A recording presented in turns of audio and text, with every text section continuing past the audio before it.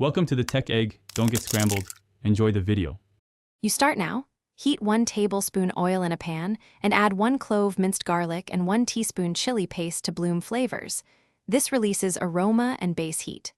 While aromatic, boil 250 ml water per ramen pack in a separate pot so noodles cook quickly. Once done with the aromatics, toss in the dried noodles straight into the boiling water. Stir gently to separate. Make sure to keep the seasoning packet aside so you can control salt and spice later. Once noodles are nearly tender, drain most water but reserve about 50 to 100 ml of cooking liquid to keep sauce silky. This binds flavors. Return noodles to the pan with your garlic chili base, add 1 tablespoon soy sauce and toasted chili oil to taste, and sprinkle the reserved seasoning slowly so you can control sodium.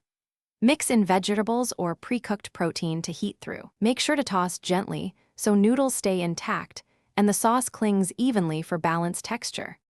You finish by plating and adding high-impact garnishes, sliced scallions, a soft-boiled egg, and a sprinkle of sesame seeds for texture. Taste and adjust. If the dish lacks depth, add a splash of soy. If it feels flat, brighten with a drop of vinegar or citrus. If too thick, loosen with small additions of hot water.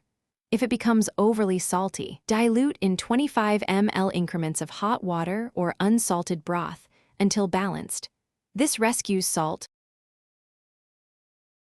Thanks for watching. Consider subscribing if I helped unscramble your problems.